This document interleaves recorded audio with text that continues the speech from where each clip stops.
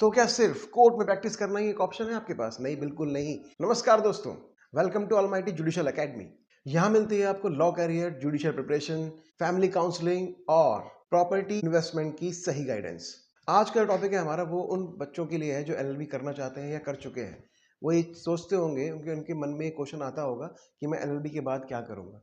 तो एलएलबी के बाद एक कॉमन सा एक करियर है लॉ प्रैक्टिस, मतलब वकालत, कोर्ट में जाके वकालत करना। लेकिन आज हम बात करेंगे उन 10 करियर ऑप्शन की जो एलएलबी के बाद आप लोग कर सकते हैं। तो इस वीडियो को लास्ट तक जरूर देखना, क्योंकि लास्ट वाला ऑप्शन बहुत लोग छोड़ देते। तो सबसे पहले लिटिगेशन लॉयर, जो मैंने आपको पहले बताया कि एक कॉमन करियर ऑप्शन है लिटिगेशन लॉयर। बुरा नहीं है, लेकिन थोड़ा पुराना है, अपडेटेड नहीं है। चीज़ें वही होती जा रही हैं जो पहले चलती रहती थी। किस स्टैंडर्ड की आप प्रैक्टिस करना चाहते हो? आप डिस्ट्रिक्ट कोर्ट में प्रैक्टिस करना चाहते हो कि हाई कोर्ट में कि सुप्रीम कोर्ट में, या सारा कुछ कर सकते हो। लेकिन सारा कुछ करने के लिए आपके पास एक्सपीरियंस होगा, तब जाके आपको एक हिम्मत आती है सारा कुछ करने की। अदरवाइज आप किसी एक को चूज करें पहले और उसमें अच्छा एक्सपीरियंस लें, उसके बाद आप सब कुछ कर सकते हैं। इसके लिए आपको बार काउंसिल में रजिस्ट्रेशन की जरूरत पड़ती है। किसी एक सीनियर एडवोकेट की जरूरत पड़ती है 1 या 2 साल कोर्ट में एक्सपीरियंस के लिए। आपको पता होना चाहिए ना कि वहाँ पे काम कैसे करते हैं। स्टार्टिंग में इनकम कम हो सकता है बिल्कुल भी ना हो सकता है अपने घर से अपने अपनी जेब से देना पड़ जाए।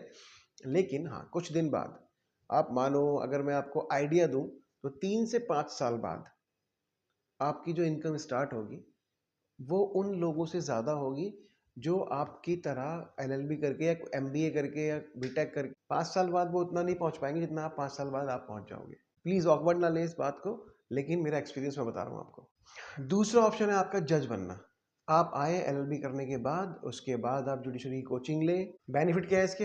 हाई रिस्पेक्ट, गवर्नमेंट सर्विस और जॉब सिक्योरिटी और अच्छी सैलरी। लेकिन इसके लिए आपको जुडिशरी का एग्ज़ाम क्लियर करना होता है।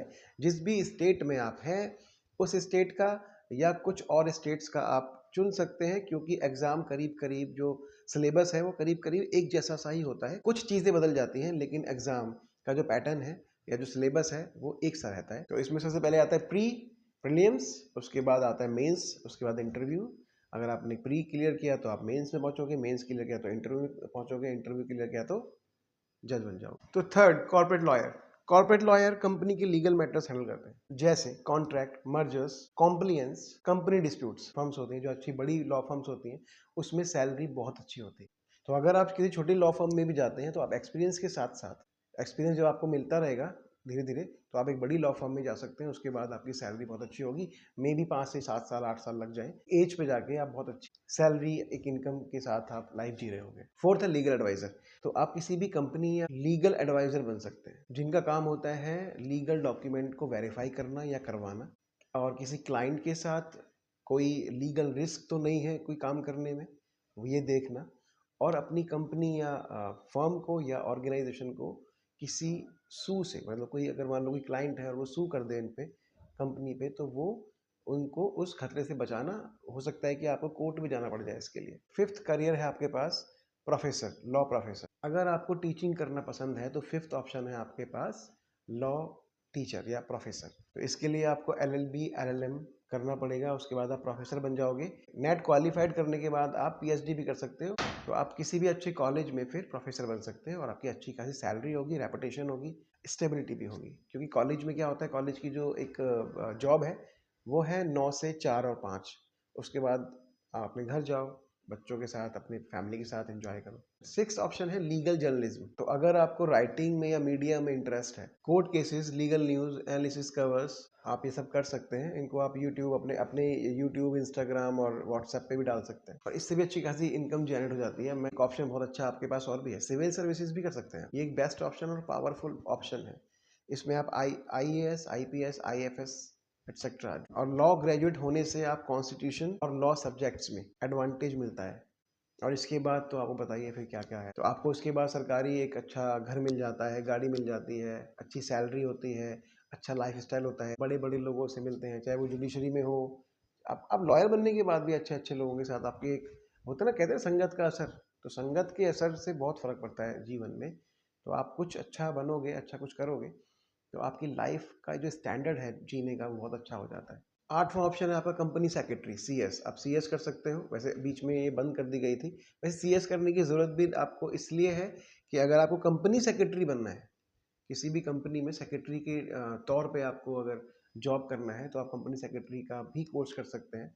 मतलब वही एग्ज़ाम होता है जैसे बाकी सबका होता है, लेकिन इतना इतना ज़्यादा टफ नहीं होता जैसे आईएएस पीसीएस या जुडिशरी का होता है। इतना टफ नहीं होता, लेकिन हाँ सीएस का एग्ज़ाम आपको देना पड़ेगा। उसके बाद आप पास करोगे, उसके बाद ही आप सीएस करने के बाद कंपनी सेक्रेटरी का सर्टिफिकेट रजिस्ट्रेशन कराना पड़ेगा। देन आपको कंपनी सेक्रेटरी की जॉब मिलेगी किसी कंपनी में, और इसका भी पैकेज बहुत अच्छा होता है। नाइन्थ ऑप्शन आपके पास है लीगल रिसर्चिंग आउटसोर्सिंग। इसमें आप legal research, contract drafting, case analysis कर सकते हैं। इसमें आपको फॉरेन क्लाइंट्स के साथ काम करने का मौका मिलता है, और इसकी जो आपको इनकम होती है वो बहुत अच्छी होती है। बहुत अच्छे सोर्सेज हैं ये आपको इनकम के लिए। 10th है लीगल कंटेंट क्रिएटर। अगर आप थोड़े से अलग से इंसान हो, आपको ये सब चीज़ें पसंद नहीं है कि मैं कोर्ट जाऊँ और क्लाइंट की चर्चा सुनूँ, या सब कुछ ऐसा करके मैं कहीं जॉब नहीं करूँगा, मैं कहीं जॉब नहीं कर सकता। कई बहुत लोगों की नेचर होती है ऐसी कि मैं क्यों कहीं जाऊँ, मैं अपने घर बैठ के यूट्यूब पे, इंस्टाग्राम पे या फेसबुक पे, व्हाट्सएप पे, मैं इन पे अपना एक अच्छा चैनल बनाऊँगा और अपना ग्रो करूँगा लाइफ को। और बहुत अच्छा डिमांड है, बहुत फास्ट डिमांड है, ग्रो भी हो रहा है, और पता नहीं कब ग्रो हो जाए। मतलब मैं ये नहीं बोलूँगा कि 1-6 महीने में ग्रो हो जाएगा, पता नहीं 6 लगे आपके कंटेंट क्रिएटर के हिसाब से। 6 महीने लग सकते हैं, साल, 2 साल, 5 साल लग सकते हैं, लेकिन फिर भी ये सबसे अच्छा ऑप्शन मुझे आज के समय में लगता है कि अगर आप यूट्यूब और इंस्टाग्राम पे, इससे क्या होता है कि आप ना इनकम जनरेट करते हो उस चैनल से भी और उसके अलग से भी, ठीक है? और ऐसा नहीं है कि आपको सिर्फ यही यही यही करना है। मतलब मैं जितने भी मैंने आपको ऑप्शन बताए हैं अभी 10, उसमें से आप 2-3 चूज़ कर सकते हो एक साथ। जैसे बताऊँ मैं आपको, आप मान लो किसी कोर्ट में प्रैक्टिस कर रहे हो और हफ्ते में 1 या 2 बार आप वीडियो बना के डाल रहे हो और बच्चों को पढ़ा भी रहे हो। क्या फ़र्क पड़ता है? मतलब आप कितना कर सकते हो, आपकी इच्छा है, आपका आप कितना कर सकते हो, आप विल पावर कितना है आपका, उतना कर सकते हो लॉ करने के बाद। ज़रूरी नहीं है कि आप सिर्फ एक काम करो, प्रैक्टिस भी कर सकते हो, टीचिंग भी कर सकते हो, ये कंटेंट क्रिएटर भी बन सकते हो। जितना भी आप कर सकते हो उतना कर सकते हो। एक और ऑप्शन है मेरे पास, आप किसी भी रियल एस्टेट फर्म में भी एज अ लॉयर काम कर सकते हैं, क्योंकि रियल एस्टेट में भी तो रजिस्ट्री और सारे डॉक्यूमेंट वेरीफाइड करने होते हैं। तो आप एक रियल एस्टेट में भी आपका ऑप्शन है जहाँ आप जा सकते हो। उसमें एक और फ़ायदा ये है कि एक तो रियल एस्टेट में आप एज अ लॉयर जाओ, और ऊपर से रियल एस्टेट में अगर आपने कुछ बिकवा दिया उनका, तो उसका कमीशन अलग से मिलेगा। जो मैंने बताया लीगल कंटेंट क्रिएटर, अगर आप बहुत सिंपल लैंग्वेज में अगर आप बता सकते हो, पढ़ा सकते हो या फिर सिखा सकते हो ना, तो आप एक्चुअली बहुत ज़्यादा रीच करोगे। बस क्या होता है कि कंसिस्टेंसी रखनी पड़ती है। ऐसा नहीं कि आपने 2 दिन डाल दिया फिर 2-4 महीने गायब हो गए, ऐसे नहीं होगा। आपको लगातार करना पड़ेगा, देन वो जो चैनल है आपका वो ग्रो करता है। एक और ऑप्शन बताता हूँ मैं आपको। आजकल क्या है कि फैमिली लॉज़ में डाइवोर्स बहुत ज़्यादा हो रहे हैं, ठीक है? तो डाइवोर्स करना एक आम बात है जो प्रैक्टिस करता है लॉयर, लेकिन काउंसलिंग करना एक बहुत अच्छी बात है। सबके अलग-अलग माइंड्स होते हैं, तो डाइवोर्स तो वकील करा ही देंगे जो कोर्ट में प्रैक्टिस करते हैं, लेकिन डाइवोर्स को बचाने के लिए आप काउंसलिंग कर सकते हो। आजकल ये वाला फील्ड भी बहुत ग्रो हो रहा है कि आप काउंसलिंग करें उन लोगों की, और सिर्फ फैमिली काउंसलिंग का, हस्बैंड वाइफ की बात नहीं है। फैमिली काउंसलिंग कर सकते हो, कॉर्पोरेट काउंसलिंग भी होती है आजकल। आप कॉर्पोरेट काउंसलिंग भी कर सकते हो, रियल एस्टेट में भी काउंसलिंग होती है आजकल, उसका भी कर सकते हो। क्रिमिनल काउंसलिंग भी होती है आजकल, क्राइम में भी काउंसलिंग होती है। एक्चुअली क्या है कि आप जो भी कोर्ट में मीडिएशन होती है ना, उस कोर्ट की मीडिएशन की जगह आप प्राइवेट काउंसलिंग कर सकते हैं। ज़्यादातर लोग अभी हस्बैंड वाइफ ही हैं जो आते हैं, बाकी लोग तो सिर्फ कोर्ट के साथ ही जाते हैं। तो ऑप्शन है, लेकिन अगर आप थोड़ा सा इसको सीखें एज अ प्रोफेशनल, तो आप बहुत अच्छा कमा सकते हैं इसमें भी। और अगर इसमें आपको सफलता मिलती है तो आपको दुआओं के साथ साथ पैसा भी मिलेगा। तो ये थे एलएलबी के बाद 10 से 12 बेस्ट करियर ऑप्शन। और अगर आप लॉ स्टूडेंट हैं तो आप ज़रूर बताएं मुझे कमेंट में कि आपको कौन सा ऑप्शन ज़्यादा अच्छा लगा। तो law career, judiciary preparation, family counselling और रियल एस्टेट में इन्वेस्टमेंट की अच्छी गाइडेंस के लिए हमारा चैनल को सब्सक्राइब करें। थैंक यू सो मच, मिलते हैं नेक्स्ट वीडियो में।